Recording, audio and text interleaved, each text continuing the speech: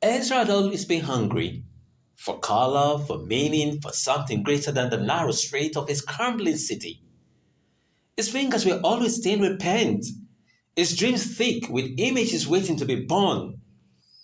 But no one cared for the work of a starving artist, no matter how desperate his strokes, how vivid his visions. Then one night, everything changed. It started with a single brushstroke. He had been working late in his tiny studio, the candle flickering against the damp walls, his canvas swallowing the last of his blue paint. The piece was simple, an orange butterfly, its wings stretched like a promise. But the moment he set down his brush, something impossible happened. The butterfly fluttered. Ezra froze. The candlelight flickered. His breath hissed as the painted creature stretched its wings and lifted off the canvas, flitting through the air like it had always belonged to this world. His heart pounded. He reached out, and the butterfly landed on his fingertip, warm, real, alive. A miracle. The next night, he tried again. A flower bloomed from his canvas, its petals opening beneath his fingertips. Then a sparrow, which chirped and ruffled his feathers before soaring into the rafters. His gift was real. The world has always ignored Ezra, but now he had power. Now people would see him. He painted for days, bringing to life the most beautiful things he could imagine. Roses that never withered, golden fish that swam in air, vines that curled across his walls. But hunger gnawed at him, sharper than ever.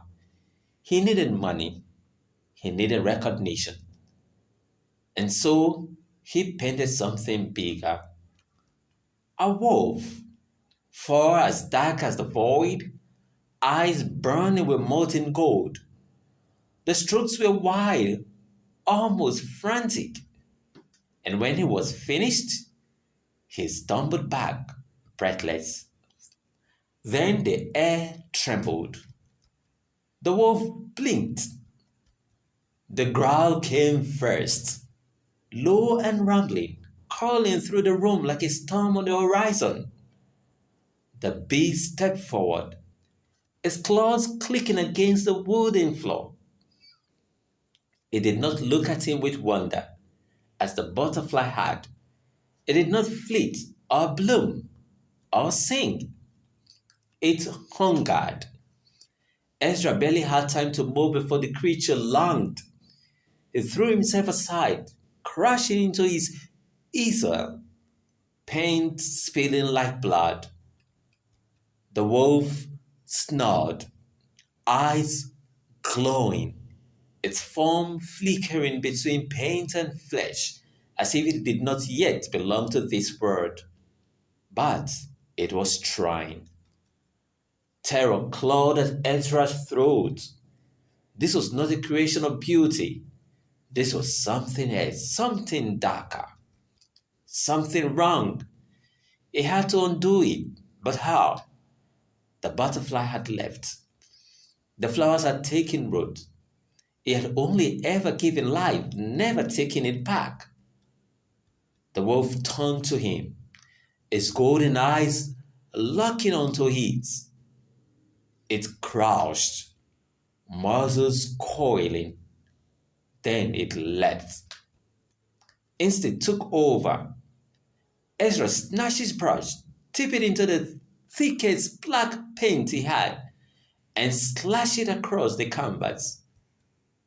The wolf let out a bone-rattling snarl. Then it collapsed, its body rippling, twisting, its form pulling back into the strokes that had birthed it. The golden eyes dimmed, the crown faded, And then it was gone.